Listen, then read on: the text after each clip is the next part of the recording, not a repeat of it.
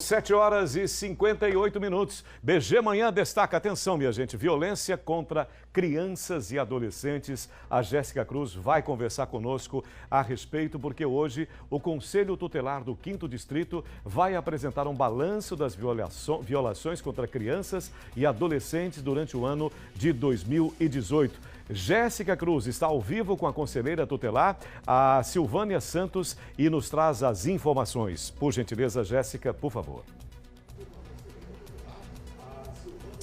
Pois é, Sérgio, e os números chamam a atenção porque, olha, são mais de 800 violações aos direitos da criança e do adolescente. Isso chama atenção porque nós estamos só em uma região específica. A gente está aqui no bairro José Conrado de Araújo, tem outros bairros aqui próximos que são atendidos por esse conselho tutelar, que são assistidos, vamos dizer assim, e por isso que chama tanta atenção um número tão alto. E olha, a maioria dos casos está relacionada à negligência e também à matrícula escolar. A gente vai conversar então com a Silvana Santos, ela que é conselheira aqui da 5ª Região, vai explicar pra gente esses números. Quando a gente fala de negligência, a gente fala especificamente sobre o quê?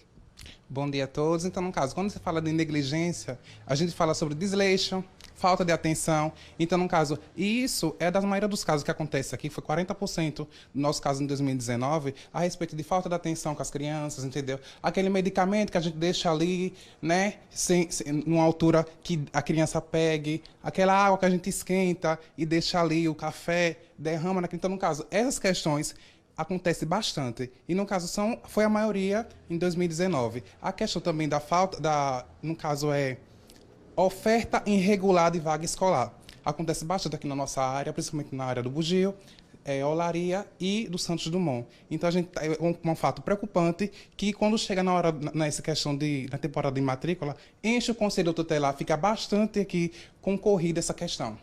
A gente também, quando fala sobre a violação do direito da criança e do adolescente, não tem como não falar sobre os abusos. Foram 70 denúncias, ou seja, 141 denúncias, né, de violação física, e também tem os abusos aí.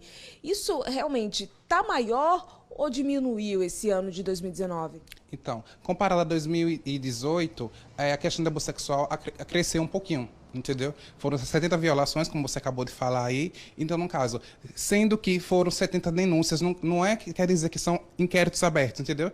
Essas denúncias que chegam aqui são encaminhadas para o DAGV e lá é feita uma investigação, aberto um inquérito e prossegue a questão da denúncia.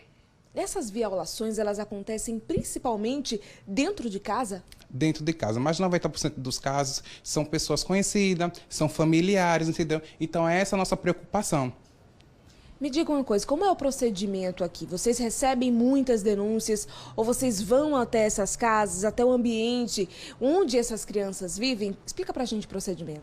Então, assim que chega a denúncia aqui, a gente encaminha para o conselheiro, no caso, a gente vai lá, faz a visita, a averiguação, e dependendo dos fatos, se caso for verídico, a gente vai aplicando a medida e encaminhando aos setores responsáveis. Quais as regiões que são atendidas, além do Bugio e também José Conrado de Araújo?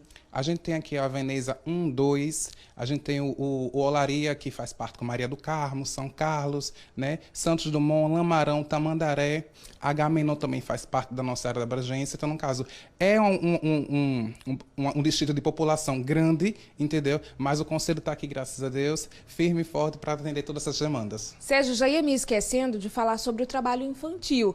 Nós tivemos 5 denúncias de trabalho infantil, mas isso não significa que esse trabalho infantil, em grande escala, ele não esteja acontecendo nessa região, né? Isso, Jéssica, é uma questão que chama muita atenção. Assim, em um ano, 5 casos de trabalho infantil.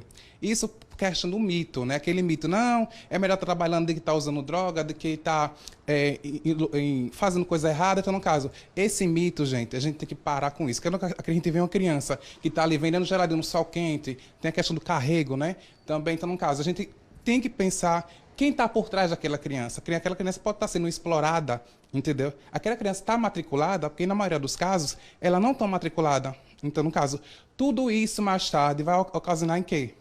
uma perda de oportunidades, entendeu? Até mesmo por questão profissional, essa criança não vai ter um bom profissional, porque não vai ter a qualificação necessária. Então, no caso, é bom qualquer demanda que a gente vê, assim, questão de exploração, que seja criança, trabalho infantil, a gente está denunciando. Esse trabalho infantil ele acontece principalmente nas feiras livres, né? Principalmente. E nas feiras livres a gente tem que saber que o carrego está no TIP, né? Que está na lista de trabalho infantis que são bem rigorosos, que são bem mais exigentes, que pede mais a qualificação daquela criança. Então, no caso, a gente tem que estar denunciando que o carrego é uma questão que é uma demanda que deve ser denunciada. O Ministério Público, o Tribunal Regional do Trabalho também embatem muito com relação a esse tipo de exploração infantil na área do trabalho. Vocês têm parceria com esses órgãos? Sim, temos parceria, mas a gente vê que a questão do trabalho infantil só é mais mistificado quando chega na data, né? Em junho, né? Então, no caso. Mas o combate do trabalho infantil tem que ser combatido todos os dias, entendeu? Não é só numa data específica, gente. A gente viu aquele ato, a gente pode achar até bonitinho, mas não, gente, a gente tem que denunciar, porque aquela criança ela pode estar sendo explorada. Cadê o adulto? Cadê o responsável por aquela criança? Entendeu? É muito importante. Vocês fazem conscientização também? Também fazemos conscientização.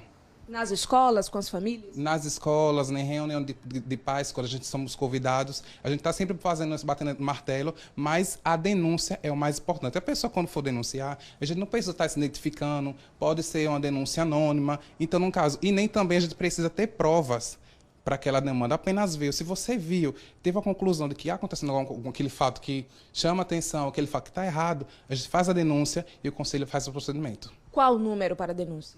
Então, a gente tem o 3179-2240, que é aqui do nosso órgão, e a gente também tem o Disque 100, que é o Disque federal dentro esse Disque 100 é federal, mas no caso, assim que você faz a denúncia é encaminhada para a gente e a gente faz a atribuição. Também tem a Polícia Civil, que é o 191 da Polícia Civil aqui de Sergipe, que a gente pode estar também, 181, desculpa, a gente pode também estar verificando essa situação. Muito obrigada, Silvana, pelas informações. Sérgio, é com você. Obrigado, Silvana. Obrigado, Jéssica. Essa é a prestação de serviço. Eu acho que fica mais fácil o Disque 100, a denúncia.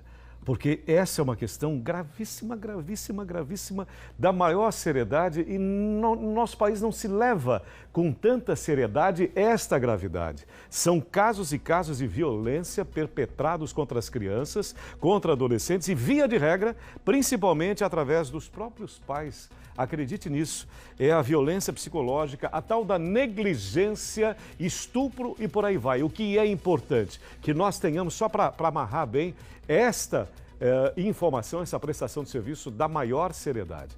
É você denunciar, denuncie sempre, para nós diminuirmos esses altíssimos índices da barbárie, é uma verdadeira barbárie em escala nacional, é algo gravíssimo, é um drama terrível e uma vergonha para o nosso país. 8h07, tem aqui uma pausa.